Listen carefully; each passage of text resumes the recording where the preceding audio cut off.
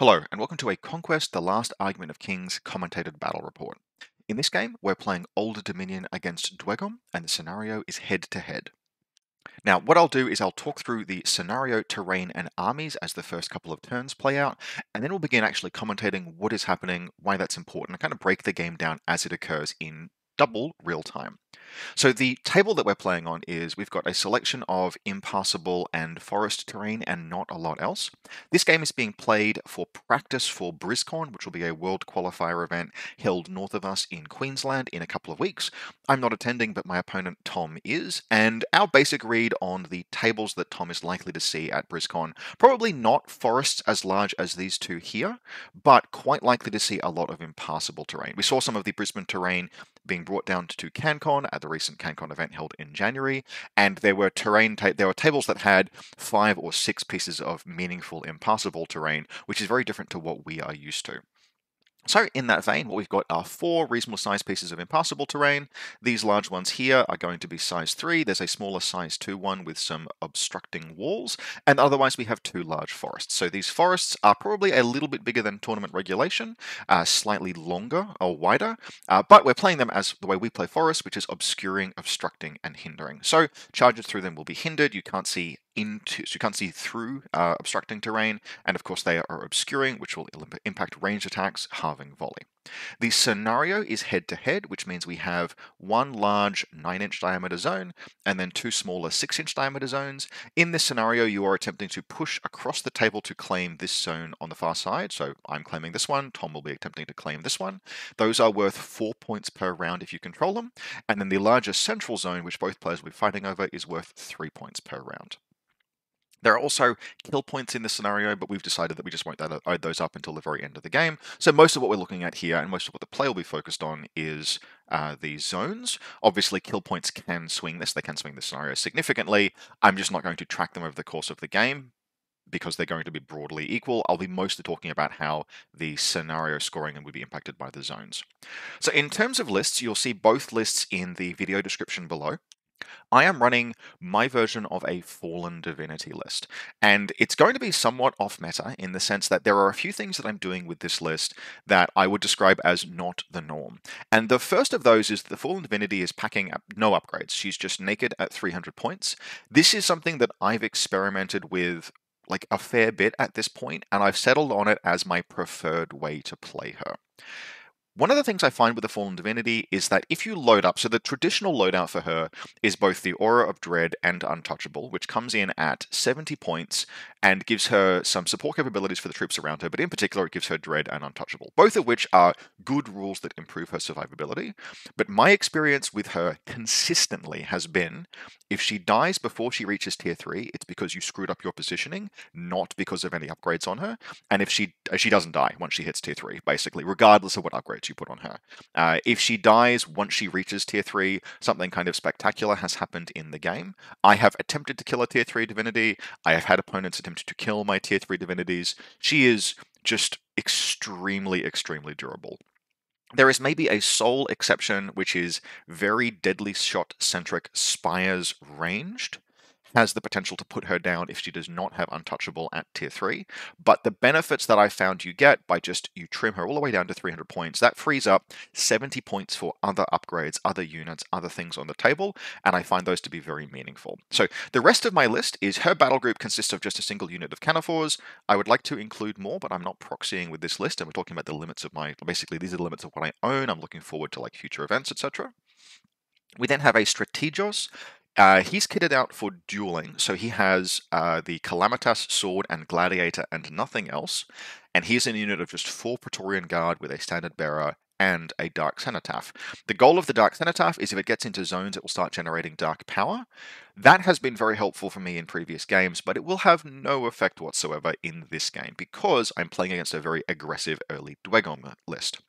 We've also got a Hierodeacon in a unit of 5 Legionnaires. That unit will have Aura of Death 4. You would usually see that kind of upgrade on the Praetorians, but if I wanted to put a Dark Cenotaph in the Praetorians, I can't put a Profane Reliquary. So we have dualism, the dualist kit on the Strategos instead. So the Hierodeacon is the one carrying the Legio Primigenia banner in a unit of 5 Legionnaires with Standard Bearer and a Profane Reliquary for Aura of Death 4. We then have 2 naked units of Legionnaires, just with their standards, and a chonky great unit of Varangian Guard. So we have a Xhiliarch with Aventine armor, Semion of the Legion for Untouchable, and he is in 7 Varangian Guard with Standard Bearer and Princeps.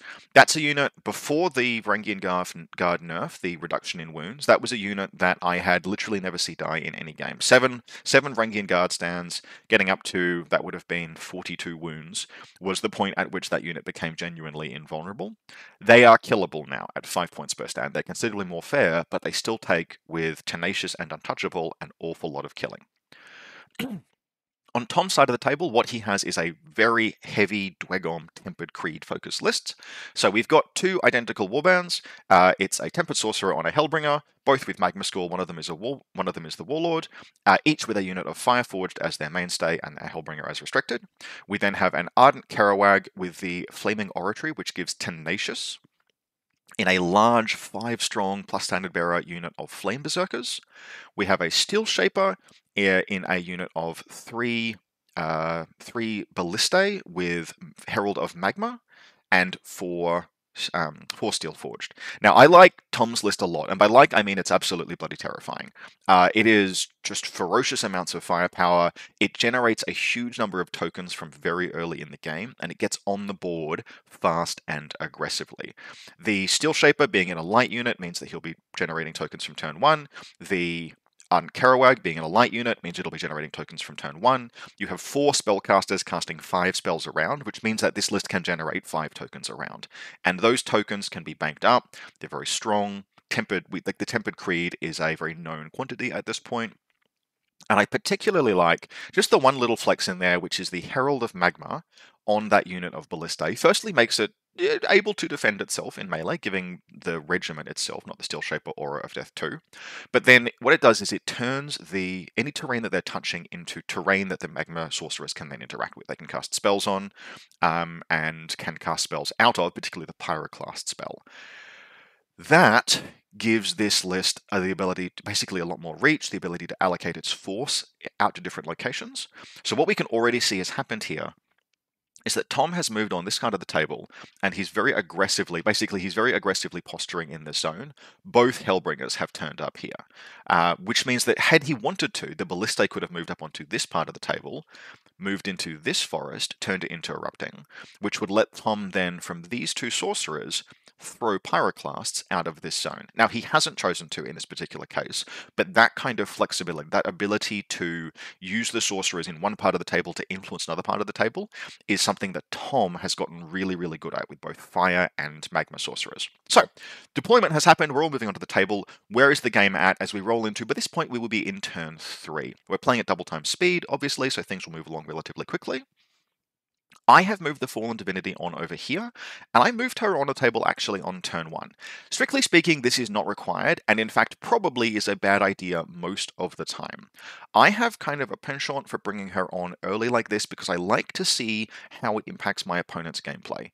She is, for much of the game, basically for the first 5 turns, she is a distraction. She's a distraction Carnifex.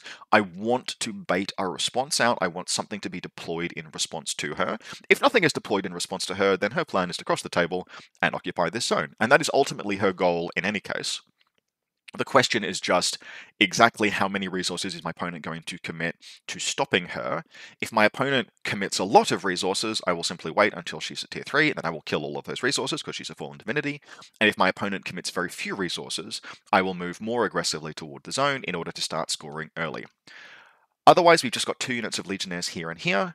Their goal is really just to be delay and scoring units, but I've pivoted this one around here in the hopes of going into maybe the flank of these Ballistae. That means all of the rest of my force is coming on in this space, and this is going to result in kind of a logjam. It's not necessarily the best. This building here is being an absolute pain for me, but I don't have a great deal of options. The Praetorian unit with the Strategos has moved on too wide. Ultimately, they have reformed. They reformed last turn. They initially came on too wide in the hopes of limiting Aura of Death against them, but ultimately the Aura of Death from the Berserkers is not that heavy.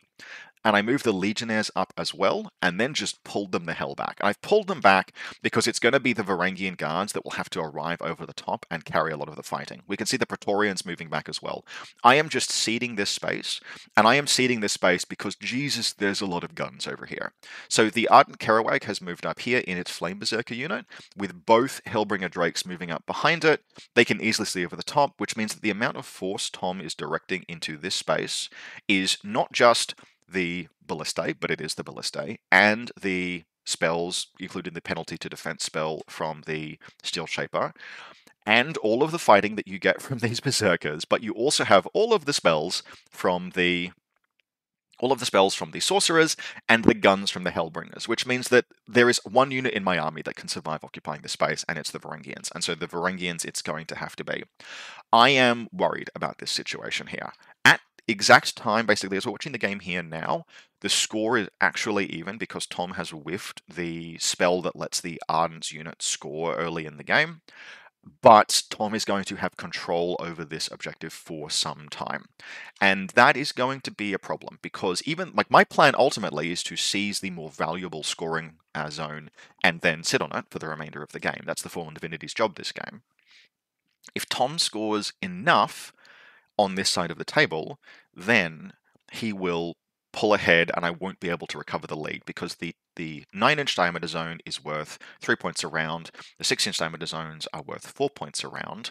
I can't let Tom score multiple turns uncontested. I'm going to need to, at some point, stop him from seizing this, if only for 1 or 2 rounds. Now, I have Legionnaire units. I've got tons of Old Dominion stuff.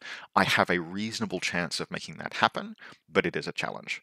So, I mentioned that the Fallen Divinity had moved on early in the game, moved up this position here, in the intention of baiting out a response, and that's been successful. So Tom has responded to her with a unit of Fireforged and a unit of Steelforged, his big unit of Steelforged. Now, we don't know this at the time, but in retrospect, I would say that this Steelforged deployment is going to be the largest mistake that Tom makes this game. The Steelforged are not well suited to fighting a Fallen Divinity. They're just not particularly capable of that. She's way too, particularly once she gets to tier 3, she goes through them like a hot knife through butter. Their defenses don't work there. And there's nothing else that's happening over here that the Steelforged are able to respond to. I suspect Tom has brought them on over here because he basically came to the conclusion that he would not be able to put anything else in this space where all of this stuff is. But ultimately, that would not be the case. There is going to be a gap that opens up here, and the option that Tom had was to move the Steelforged on, put them on 12 inches up here, and then next turn, so you can see the Berserkers moving forward now. If the Steelforged had moved through the same space and just occupied this bit here behind the Flame Berserkers, and just put these waves of absolute troops, just 2 layers of incredibly dangerous insulation in between me and those Hellbringers, that would probably have been enough to secure the game. And at that point, all Tom needs to do is put 2 units of Fireforged, basically like 1 unit here and 1 unit here. Just shoot the Fallen Divinity, make her stay back a little bit until it's time to move in, and die. Basically, they're going to die. That's fine. They'll die. They'll stop her from moving onto this zone for at least a few turns. And in doing so, she'll deny the scoring long enough to mean that this victory over here carries the game for Tom. Instead, what he's done is he's chosen to use the Steelforged in a sort of an aggressive position. He's blocking me out of the zone. I'm doing a little bit of testing at this point because this is late in the round, basically, in the sense of the action over here is not a huge deal. I have already attempted to make 1 charge over here. If we don't see this now, we'll certainly see it soon. Yeah. So what I'm doing in this particular case is I'm just looking to see where the Divinity can fit, and I've moved the Legionnaires up so that if she makes this charge, and she may elect, I'm at tier 2 at this point, if she makes this charge, she'll just be pushed into this position here, i.e. she will be fighting relatively few of the Steelforged. So I'm using the Legionnaires to the intent here is to use the Legionnaires to set up a nice favorable charge for the Divinity where she's fighting multiple Steelforged while she's only at tier 2. But spoiler alert, this turn I'm going to roll 4 consecutive 1s for charges. The Varangian guards will attempt to make a charge, and they will roll a 1 and then roll a 1 again. and the Divinity will attempt to make a charge. She has, I believe, Unstoppable at this point, and she will roll a 1 and then roll a 1 again. And is that slightly tilting? Yes, it's very slightly tilting, but we will talk as this game progresses about the importance of not tilting as an Old Dominion player, because there's a lesson to be learned here. So the game is unfolding. I'm moving some Canephors on over here. This is just the minimum unit. This is now basically all of the force I can put in this position. I have layered melee units, and this is not an ideal formation, frankly. It's going to be okay, like it will work, but you don't want to be in a position where you're log jammed as heavily as this. But the terrain kind of necessitated it. I don't have the ability. When I say I don't have the ability to concentrate force, what that means is my army is almost exclusively melee, which means I can't adopt a formation like Tom has, where he has huge quantities of firepower sitting comfortably behind and looking over the head of a melee screen. So the only way I concentrate force is by having just very, very powerful melee units in this particular list. You can fit ranged into a Divinity list. It's something that will come considerably easier once, in particular, the centaurs, the ranged centaurs, Keraweghes exist. Right now, if we want to put ranged into a Divinity list, we do it either with spellcasting, which is okay, not great, but okay, or we do it with Caryatids, which won't benefit from Dark Power, which they really need, or we do it with Kerawegh. And if you're going to put Kerawegh in a Divinity list, you basically are committing to having an Archimandrite cast Blasphemous Power on them each round. So right now, the range presence, the ability to like stack up your forces, have size 2 models shooting over size 1 models, etc. We're waiting on some releases before that becomes really effective. Now, the guns are beginning to open up. We are going to see at this point. Yep. So this was the roller 1 fail, roller 1 again fail charge. The actual charge here was like I think it was a 2+ rerollable or a 3+ rerollable. So I had anything between a 35 out of 36 or approximately 90% chance of succeeding it. Frankly, 10% chances of materializing are not the weirdest thing in the world. The Divinity as well, I think she was a 3+ rerollable charge, maybe even a 4+ rerollable charge. She is in tier 2, which ups her speed. This distance is, something like, I think this was 8 inches, or maybe 9 inches. So even though I rolled 1, 1, 1, 1 for charges, they were like 3+ charges most of the time. I have no excuse to be salty about failing those. It's just that I'm getting shot by a ton of Dweghom weapons. And we can see the Varangians are already beginning to lose troopers. But here is the important thing, is they are weathering that fire. AP1 is much easier for them to deal with, but even AP2, they can tolerate like quite a lot of that. And things like the Pyroclasts from the Dweghom Magma Sorcerers, which only deal 4 hits, often just do 0 or 1 wounds against this Varangian unit. I developed this unit originally specifically in order to combat lists like the one that Tom is using, and frankly those lists were more powerful at the time. Now, the Varangian unit was tougher at the time as well, but that just Varangian Death Star with the Xhiliarch committed just to making them more durable is really worthwhile if you know how to use it and you pilot it correctly and you allocate it correctly. What it means is that you get to, between them and the Divinity, you get to pick 2 parts of the table and say, I am probably going to win in both of these parts of the table. There are things that can bring that Varangian unit down, but it is not easy. Like Spire's shooting, for example. Even Spire's shooting is going to struggle because you reroll 6s with the Untouchable, and Tenacious will help you weather plink damage. For Spires to bring that down, they actually need to be using Ferromancer-based shooting, and a lot of it, and things like Strix. The actual weakness of that Varangian unit isn't any kind of a melee fight or even excessive gunfire, it's just being held up by little crap. It's just held up by tiny little like units of plebs that slowly wear it down. Strix are basically ideal, but anything like that that just delays it and delays it and delays it so it doesn't have a material impact on the game. So Tom has committed his last unit here, which is this unit of Fireforged. So we have, this looks like, right, this flank here looks fairly good from the Dweghom perspective, and I imagine Tom probably thought the same. This is a nice big fat unit of Steelforged, 2 units of Fireforged in support. If the Divinity goes in here, then the Fireforged will be able to respond by shooting her. But in practice, this is not going to beat a Divinity. If I manage I've taken, I think, 2 wounds already from some shooting, but I haven't hit into tier 3, so I'm going to be relatively full up by the time I hit into tier 3. What this force here is not going to be enough. It's not going to beat a tier 3 Divinity unless it gets very, very lucky. It is an overcommitment. If you're fighting a Divinity, you need to basically do one of two things. You either need to go all in on killing her, like you put the maximum amount of force into her to guarantee her destruction. Yeah, here's that. Is that one for a charge? Reroll. Yep, one for a charge again. I think I'm rubbing my face there a bit. It's fine. That's actually totally okay. It's not going to. It's actually going to have less of an impact on the game than I would think. I had Blessed up my sleeve, and Fallen Divinity at tier 2 is not terribly, like, she's still dangerous at that point. The hope was to start pushing through these things a bit earlier, and Cleave 2, Terror 2 is still dangerous. It's very dangerous to Steel Forged. High quality attacks like that are a pain to them, but okay, she didn't make it, not the end of the world.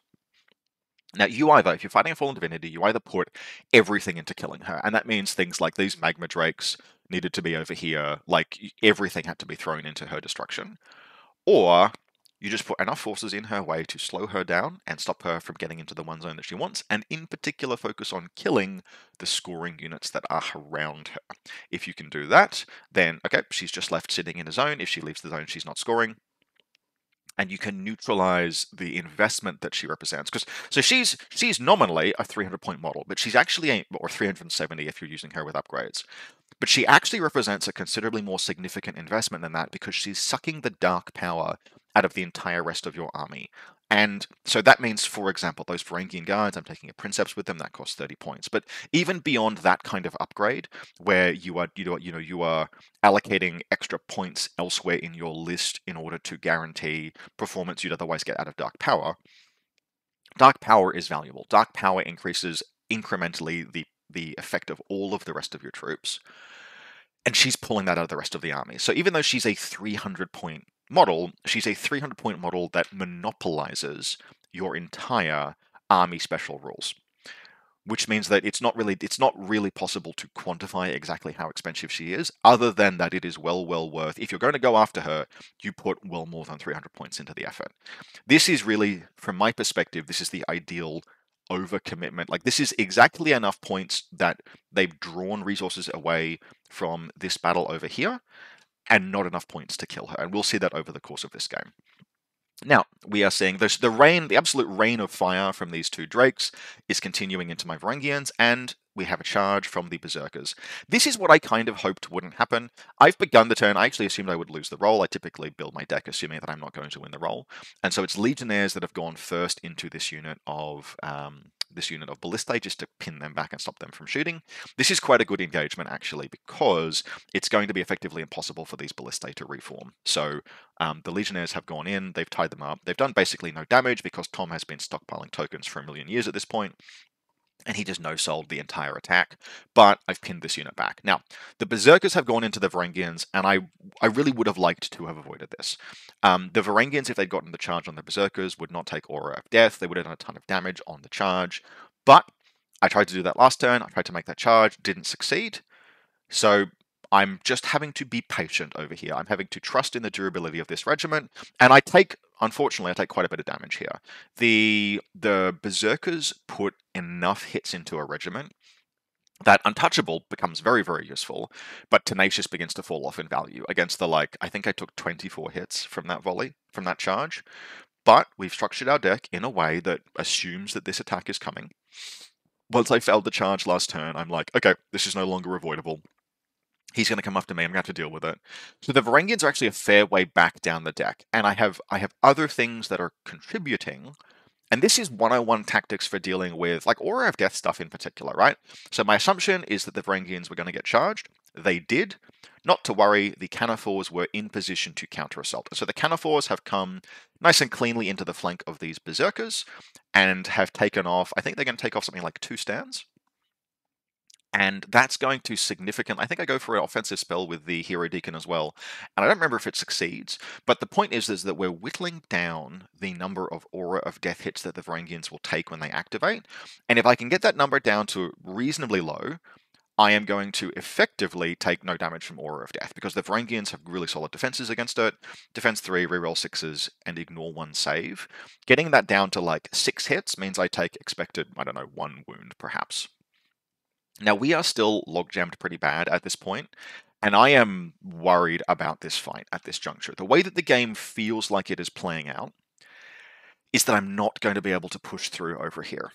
This is a misassessment on my part. I'm feeling a little logjam. This is the first game of Old Dominion I've played in, a little while. I think I've misallocated my own force. Ultimately, it's a little bit of a question. Things will work out over here in the end, but at the moment, I'm just getting shot. You have that psychological effect. Yep, so the Varangians have activated, by the way, and with no troubles whatsoever. Memories of Old as an action, take a couple of wounds, and then just clean those Berserkers off. So if we look at the damage that's been suffered over here, I've lost, yes, quite a lot of Varangians, and I'm going to continue to be shot. But it's going to take Tom even more turns of shooting with this unit. This unit, or these units, these two Hellbringers. And so this Varangian unit is going to end up, they will eventually die, but they're going to end up weathering something like a full charge, full chub from the Flame Berserkers, and Aura of Death, and something like 4 turns of shooting and spellcasting from 2 sorcerers, including a Warlord and Hellbringer Drakes. That is an ungodly amount of fire to weather. Like, that is genuinely ridiculous. And it's one of the reasons why I like that unit a very great deal. However, they're not going to make it all the way to the end of the game, and we can already see that they are down to something like, looks like maybe 3 stands. By the end of this turn, they'll be down to 2, they'll be broken, just the Xhiliarch and a wounded dude. They can't endure everything forever. If we see how the table, like if we look at how things have played out right now, I have very close to enough force to win over here, but it's going to be tight. It's going to be very, very tight. If I'm bailed out by anything, it will be a little bit of luck on my part, a little bit of bad luck, or something like that on Tom's part. If we imagine right now, if this exact same situation was playing out, but there was a unit of Steelforged here.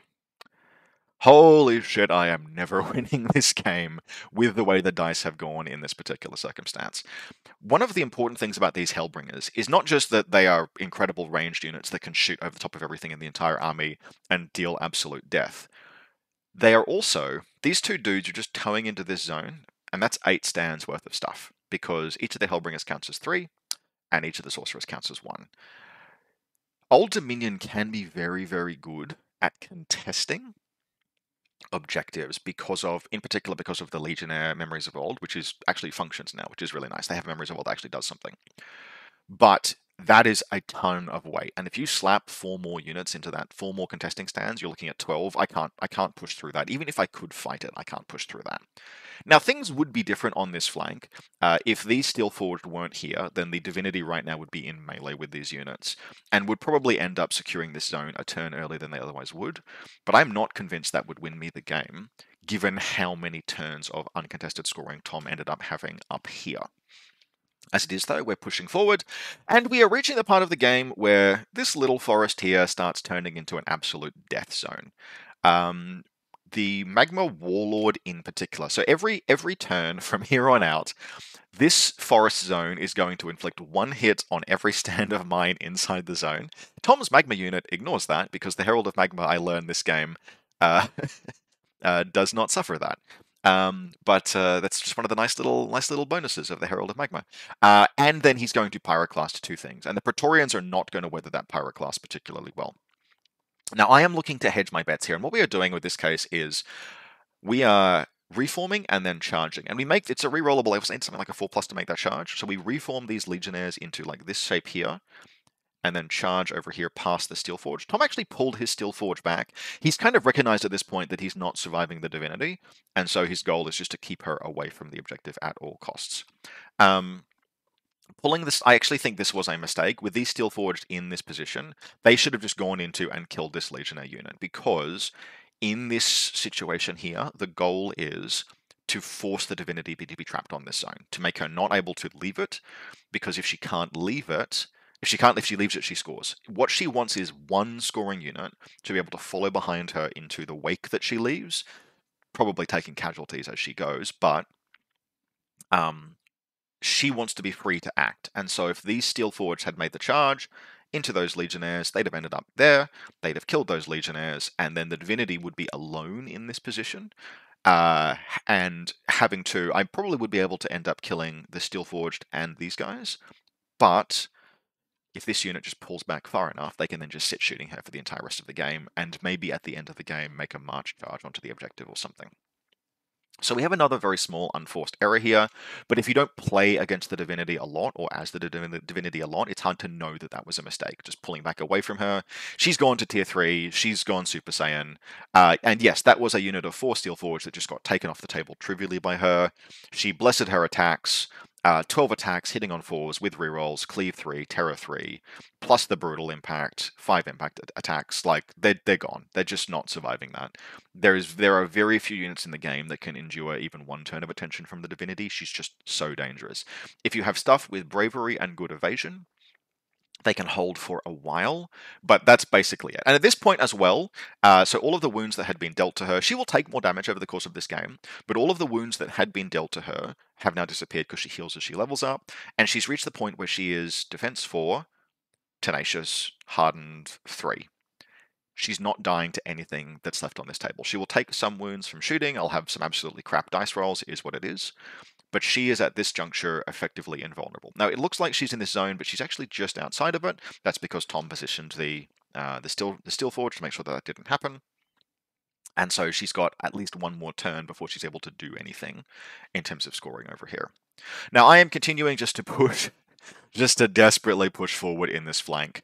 At this point in the game, I begin to encounter what I refer to as Old Dominion salty bitch syndrome. And like, jokes aside, it's actually really important to have a quick chat about this. And I apologized to Tom during the game and after. One of the phenomena that you can run into as Old Dominion is it often does not feel like you are winning at like turn. Well, actually, early on, it's like, yeah, I'm Old Dominion. I'm building my dark power. I'm coming onto the table, etc. But you tend to have these points where you have to fight a little bit uphill for the first couple of turns, and around turn 5 and turn 6, depending on how quickly the game is progressing, it can feel like you are behind, and bad luck can be tilting.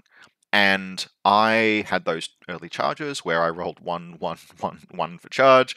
I think over the course of the game I rolled like 6 ones on charges that I needed to make, stuff like that. But we then had a couple of engagements where I rolled very terribly on defense dice, things like that, and I began to get a little tilted. It is super important. If you are an Old Dominion player, it is super important to have some rein on your emotions in this respect, because you are playing Old Dominion. You are a late game faction. You are consistently, like, things will rubber band you back in because everything you have is a little more durable than it looks thanks to the resolve mechanic, and you are slowly accumulating power that will carry you potentially into the late game.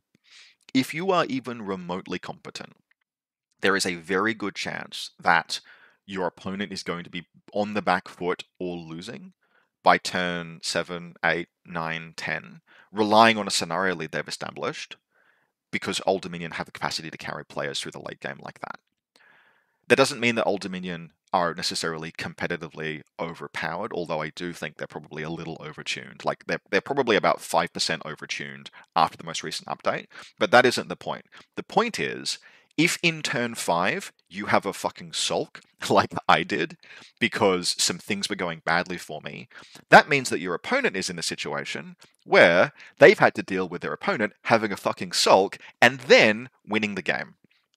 And that is some, like, sore loser that wins bullshit that just, if you are an Old Dominion player and you are at turn 5 and you're feeling a little tilted, calm your fucking tits and recognize that you're playing a late game faction. You might still lose, but you have an obligation not to fucking whinge, because you're going to continue to get stronger as the game progresses and your opponent is not.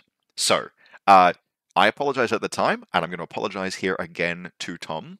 I had big time Old Dominion salty bitch syndrome at like turn 5 and 6, and Tom did not fucking need that, particularly since he was on camera and I was on camera, and this is practice for an event.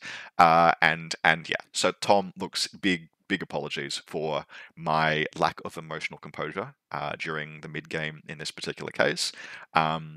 Playing against this shit is challenging enough without me getting my fucking knickers in a twist. So that rant about my fucking self set aside, how are things progressing over here? Well, the Fallen Divinity is in position to do all of this stuff that she needs to do, which means that the battle is now being decided over here. And it is going okay. This fight with these ballistae is going to resolve in my favor, thanks to a reform charge. Finally, we are finally getting this Aura of Death 4 Legionnaire unit into the fray. And Aura of Death, just like lots of hits in general, are one of those things that starts to help turn the tide against Dweghom tokens, because Tom has banked up so many tokens. I think he's been spending a few, and it's the pressure from these guys over here that has kept the number manageable. That's important, by the way. If you're playing against Tempered Creed, you want to, if you can, apply pressure to them in a way that forces them to spend down tokens before decisive moments. And to keep these ballistae alive against the Legionnaire attacks poking them in the flank, Tom has had to spend about as many tokens as he's been generating each game. The interference I've put out with my Hierodeacon has been helping a lot. The Hierodeacon has accounted for like maybe 1 or 2 failures from the, God, how many spells Tom is able to cast? The five spells Tom is able to cast. The Hierodeacon is typically causing like one of those to fail when it would have succeeded. So I am keeping the number of dark power tokens being generated down, both by interfering with the spells and pressuring a unit, forcing them to spend tokens to stay alive. But then I've come in with, yep, okay, cool, that'll be 16 Aura of Death hits, please.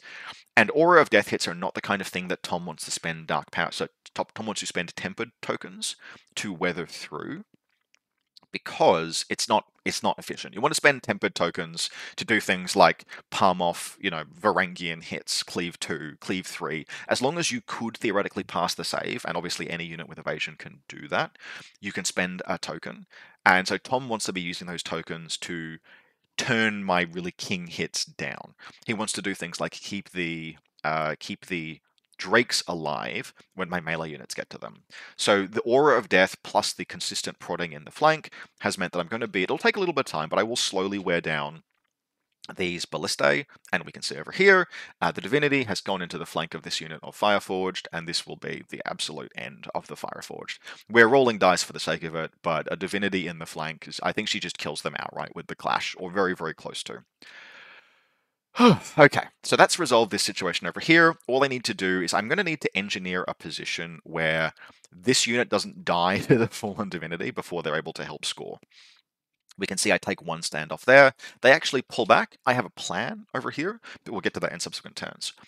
Over here we have 2 Hellbringer Drakes with Sorcerers mounted on them versus a unit of 3 Kanephors. Those Kanephors have moved sideways and then charged, and actually done a little bit of damage with their impact attacks. I was able to position them. They had to move sideways to get this Drake into line of fire, but I was able to have them so that only one of them was over the hindering terrain, so that when they wheeled around and charged, I got all 3 of them into contact with this Drake, blessed the impact, and actually did something like 6 wounds, which was nice. But this is the part of the game where this forest is just turning into an absolute death field, because I have I think something like 6 stands in it right now, and so it's just erupting and erupting and erupting, etc. But I potentially have enough force over here. If the Steelforged were here, I would absolutely not. I'd be losing this flank, and there would be nothing left that I could realistically do about it. I would be attempting to play for a rush onto the objective that could feasibly seize it for like 1 zone, maybe. 1 turn, maybe. But I'm in melee with these guys now. If Tom had stockpiled enough tokens, this would feasibly last longer than it does. It's going to take a while anyway. I think my Strategos gets taken out here. I'm left with just Legionnaires and Kanephors. The Kanephors have an absolutely terrible moment, and Tom makes a play with his tokens here, which I think actually was quite a clever one.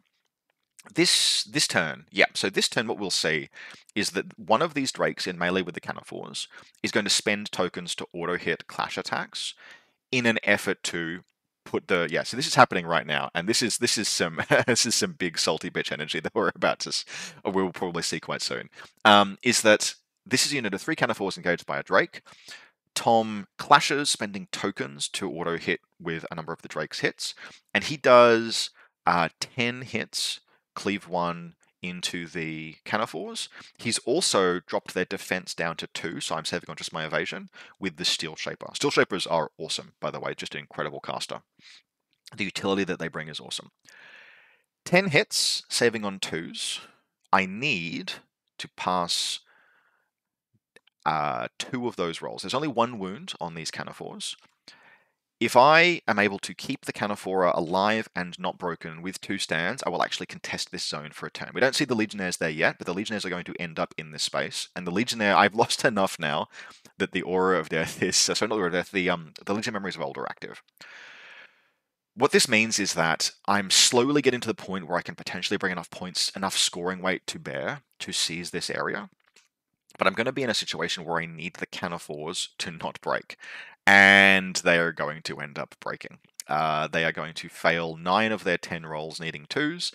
And although I will still eventually push through, I'm going to be a big sad boy about that because I really wanted the 1 turn of scoring both of these zones. That would have clinched this for me quite comfortably. However, not the end of the world. I still have resources over here, and this little unit of Legionnaires is going to end up being the unit of Legionnaires that could. So we're just sort of like playing out right now. Tom is moving things. Stuff that's going to happen. The Fallen Divinity, we can see her moving around. So let's talk at this point about the plan that I have for this situation. The goal is we're going to do what I prefer to do with Fallen Divinity, which is her job is to go killing things and to free up zones that other units then march into. One of the ways that I mentioned this, one of the ways that you beat a Fallen Divinity is by locking her into a zone. So the fact that this unit of Legionnaires is alive means they can score. Now they need to be able to end their action 10 inches away from her, including when they get onto this zone. If they don't, they will lose a stand and they will break and they will not score, which will make me very sad. I'm going to fiddle with this Divinity's position for a couple of times. She's going to end up, I've just sort of like placeholdered her there because she's getting shot no matter what. The goal with her, and this is where, so we're going to end up reforming her and then moving her up and around to here. Speed 8, she can comfortably do that. The goal is to be able to get into the flank of these guys. I'm actually taking quite a few wounds. I have a couple of engagements where the Fireforged, I roll just like... She's rolling, yeah, like Tom gets like 10 hits. I'm rolling 4s with Tenacious because I don't care about his armor piercing, and I still roll like 6 failures, which turns to 5. But it doesn't matter, right? She's not going to die at this point. She's got something like 16 wounds at tier 4, tier 3, with an absolute just ton of defensive options. It's okay if she takes wounds. I feel like half the time, the putting the like 70 points of upgrades on her is because you don't want her to take any wounds when she reaches tier 3. Which is ridiculous. Like, those wounds are a resource. It's okay for her to take damage as long as she doesn't die. If she's on 1 wound when the game ends, that's totally alright. There's no difference in her effectiveness. She's still a scoring piece. She's still a killing piece.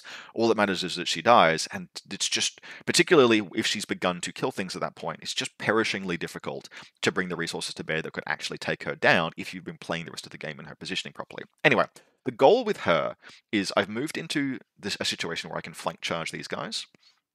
And we will see this next turn, but she's going to actually end up flank charging them around to here, which will free this space up for the Legionnaires to run into this zone. I actually need to get her far enough away, because there's this aura between her and the Legionnaires, where if they end action inside, if they end their activation inside a certain range of her, they'll begin to take casualties, and I can't afford that at this stage. So she will be able to clean these guys up, which we'll end up seeing. We'll see this next turn. We'll end up having them run into this zone. That will keep me scoring. There will not be a turn for the rest of the game where I don't score this zone, which means we are just in a situation where we need to win over here. And what have we got? We've got a single stand of Legionnaires. This is a command stand, though, which means it can be surprisingly good at scoring. The Hierodeacon has gotten into melee with this Drake, and there is this Soul Canephor over here. And yeah, I think, yep, there we go. That's the salty bitch moment, where I fail 9 out of 10 saves needing 2s. And have a fucking mood as I'm just trying to figure out what the hell I do now. This was the turn I thought I would be able to get double scoring in this zone. And with those 9 wounds onto the Canephors, which kills 2 stands, because I've taken 1 wound already, happened right at the end of the round. Those 9 wounds are going to be very rough for me. Good news is that Canephors, so yep, Tom gets another turn of scoring. I think at this juncture, the score is going to be something like, Tom has scored this every round. So Tom has scored this zone over here every round from turn 3 onwards. It's like turn 7 at this point here, which means that I am still at this juncture behind. I'm still behind by, even with the Divinity getting into here, I'm behind by something like 7 points at this juncture. Yeah, I'm behind by 7 points as we go into this turn, and this is about turn 7. But things are going to turn around here. This will take a little bit of time to play out. We'll kind of just watch it as it goes. But the Canephor The Soul Canephor rallies, blesses, clashes, and takes the last couple of wounds off of Hellbringer Drakes.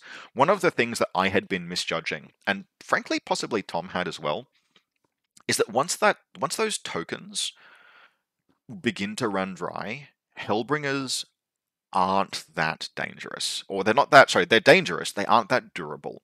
They only have something like 14 wounds, defense 3, evasion 2. That is less tough than most Dweghom infantry regiments. Their resolve is fine, but it's only fine. And so with the first of those drakes down, and the second one locked in melee, and with me generating interference, I am actually okay. And I'm saying something at this point like, have I finally reached the squishy center? And Tom is like, mate, you fucking did that 2 turns ago. Shut the fuck up. Tom is way, way, way too polite to ever put it in that way, but I understand, particularly in retrospect. I was feeling tremendous relief when this Drake went down. Tom is feeling like, you motherfucker, you whinged for like 10 minutes during turn 6 about how hardly done by you were with those defense rolls, and look where you are. You are fine. You're killing dragons. And Tom is very reasonable. It is entirely fucking reasonable to feel that way. Now we're losing Legionnaires over here, but we're not losing Legionnaires fast enough. I'm interfering with Tom's stuff. Basically, this is going to be enough force, particularly with Aura of Death. Like, Hellbringer's defense 3, Hellbringer doesn't want to take 12 Aura of Death hits. It doesn't want to take, I think I roll something like 8 hits with, 5 successes plus 3 with Black Flame Coruscation. Hierodeacons are sweet, by the way. You can feasibly run double Hierodeacon with a Divinity list now, and it just goes off. Those things reach the late game, and she's tier 3, and they're just like, hey, yeah, take 8 hits that causes terror if I'm in melee with you. So yeah, this is the maneuver I talked about previously, where the Divinity makes this charge. Again, we're just rolling dice for the sake of it. There is no way in God's green earth that these Fireforged survive. But the point is, she gets far enough away with that into the flank move, right? So she's got, for those who don't understand how this works, by the way, monster regiments, because they're only one stand, if you have any part of your base inside the flank of an enemy regiment, then by definition, the one stand that your regiment consists of is in both the flank and the front of your opponent, and you can pick which arc you charge into. And that opened up things like the Divinity's charge over there. I'm not 100% sure I got the positioning exactly right, but it really wouldn't have been particularly challenging, and in any case, I could have just march charged if I'd wanted to as well. That's absolutely no fuss. The goal was just to tie these things down and kill them over a couple of turns. She took them out in one. She's never going to move from this position off screen here. She's done. We shake hands there. The game here is effectively called. Here is our note at end of game. So the game here is effectively called, I am going to score 7 points at the end of this round. This is round 8, 7, or 8. I'll score 7 points at the end of this round, and then that will equalize the score, and then we'll score 7 points again on rounds 9 and rounds 10. So that's going to put me at least 14 points up before we get to accounting for casualties on either side, with 2 VPs for killing the Warlord, 2 VPs per regiment, 2 VPs per character. Interestingly, that makes the Fallen Divinity worth 6 points if you can kill her, but that's a really big if for obvious reasons. So I'm not going to do the math on kill points other than that I am certain that I lost fewer regiments and characters than Tom did, but it's not a particularly big deal. We should have been tracking it over the course of the game, just for the purposes of bookkeeping. It was easier to do it at the end, but it is, if you are playing the scenario, particularly in an event, keep track of that stuff as it arises, because it can significantly impact the correct plays to make. If, for example, if like the scoring that we had, I felt under pressure, if I had been keeping better track of casualties that had accrued, I might have been more comfortable not pushing as aggressively as I did, not making charges that I did. You do want to know what the scoring is. We just sort of like didn't keep track of it in the early game in this case. In an event, you should. Oh, by the way, the reason why I have this notepad, it's not on screen right now, but good lord, a notepad is just one of the most useful things for Conquest players to keep track of. Keeping track of what turn it is, what score it is, how much dark power you accumulate, having just something to write this down in rather than tokens. So usually what I'll do is at the beginning of the game, I'll be like, yeah, Dweghom, Old Dominion, round 1, 2, 3, 4, etc. And I'll just mark the score each round as it accumulates. Just track that over the course of the game, keep track of dark power down here, as it grows, that sort of thing. It's just so useful. It's just so much easier to have it all in one spot. And incidentally, it gives you a history that you can go back to if you need to see, hey, how have I been doing? How have my results been? What kind of scenarios have I been playing, etc. So yes, serious recommend. If you are a Conquest player in any capacity, buy a notepad, chuck it in with your army, just take it to each game, write this stuff down. It is way easier to track scoring this way than to have to like go back and figure things out after the fact or use tokens. I find that I will forget to like if I did this for like 6 months while I was learning the game. I used dice to track score. Guess what I did every single game? I picked those dice up and rolled them at some point during a round, or I pack them away at the end of the game before counting the final score, like every time. So this ink on paper has just worked far, far better for me. Very strong recommend. Otherwise, in terms of takeaways, I like Tom's list a lot. I think genuinely he would have had that game if he had committed less to dealing with the Fallen Divinity and more to just annihilating that left flank. And for my part, I think I would have needed to play against that differently myself. I'm a little constrained by the models that I have access to if I am not proxying anything or using, for example, I have a small number of 3D printed models in my old Dominion because I like I like the models that I use for bone golems more than the official models, which limits what I can play in official events. That's my choice and my cross to bear. But being effectively an all melee army does mean that if you have a table with terrain that constrains movement, the ability to concentrate force becomes more challenging. And the fact that Tom's list can do it just plays so cleanly. I particularly like there's no extraneous upgrades on Tom's list. The fact that he's settled on Tenacious on the Flame Berserkers in particular, that I think is the sign of someone who understands the role of that unit and what it needs to be doing, and just makes them just tremendously painful to deal with. I was able to this game, but like I literally had to throw 2 heavy regiments into them. The Steel Shaper is a consistently excellent performer. We didn't see it this game, and I feel like it would have been valuable if we played this multiple times, something I would be very interested in seeing. Just jumping the video back for a second there. We mentioned this at the very beginning. One of the options Tom had was moving the Ballistae forward along this flank and parking them in these trees. And if he'd done that, then what Tom gains is the ability to project pyroclasts out of this erupting terrain, which, frankly, pyroclast is not that much of a threat to a Fallen Divinity, particularly at late tiers. It's unlikely to do any damage to her whatsoever. It might maybe do 1 wound. But the general ability of the list to use those sorcerers to throw spells out across different parts of the table is something like you can do that in Fire Sorcerer builds with Dweghom by having Heralds of Fire. In that you need to have reasonably sturdy melee units to make use of that, though, I find, because you have to get in contact with the enemy. The Magma Heralds are more flexible, and the fact that you can take a Magma Herald on Ballistae, get them onto the field early, exert that pressure early, like it makes, for example, it makes the not Berserkers, it makes the Ballistae surprisingly resistant to like counter skirmisher activities. Because if your opponent goes after them with something, you're just like, yeah, no worries, cool. The Sorcerers are going to be on the field next turn, and guess what they're going to do? They're going to pyroclast everything that has approached within range, because all you need is those Magma Sorcerers to just be touching a piece of terrain, and the terrain... Sorry, all you need is the Magma Herald to be touching a piece of terrain, and the terrain becomes erupting, and you can potentially do like a lot of damage that way.